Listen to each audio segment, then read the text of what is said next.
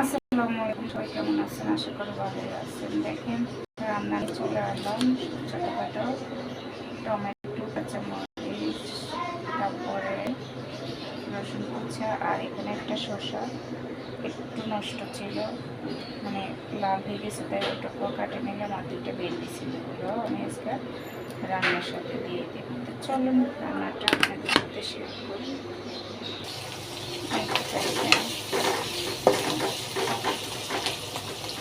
কড়াইতে তেল আর পেঁয়াজ কুচাটা দিয়ে দিলাম।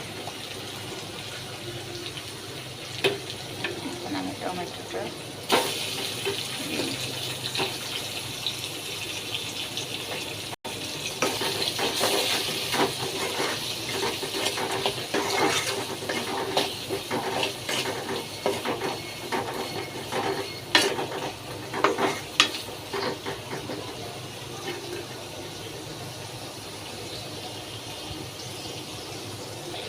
এই যে দেখুন টমেটো,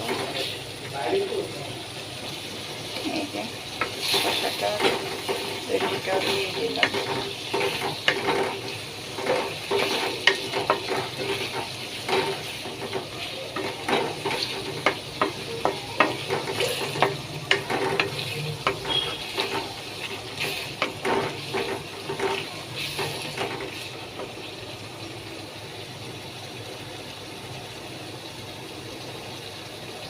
এখন এখানে হলুদের গুঁড়ো দিয়ে দিব।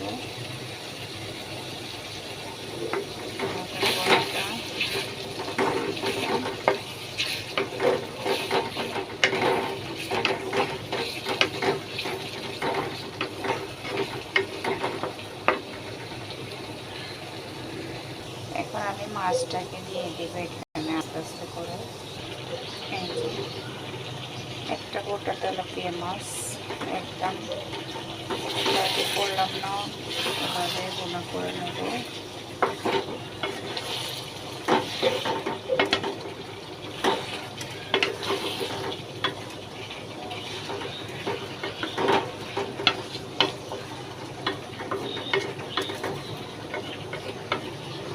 বেশি একটা নাড়াচাড়া করবো না, মাছটা কষানো হোক। আপনারটা একটু দিয়ে দিলাম, সেটা আপনাদের সাথে শেয়ার করলাম না। হালকা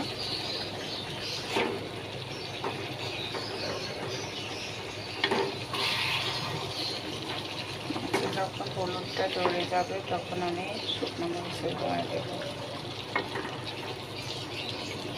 এইভাবে আমি মাছটাকে একটু উল্টে দিব। মাছ কিন্তু হলুদ ধরে গেল, এখন আমি মরিচের গুঁড়া অ্যাড করে দিলাম, আর কাঁচামরিচটা দিয়ে দিলাম।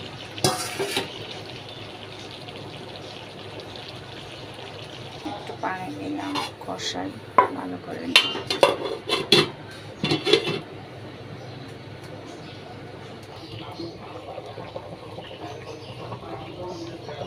এই যে দেখেন রান্নাটা হয়ে আসছে।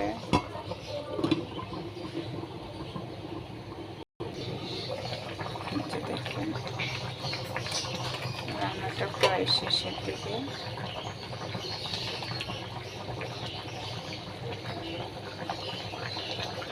এই যে দেখুন রান্না শেষের দিকে। এখন আমি একটু ধনিয়া পাতা দিয়ে দিলাম।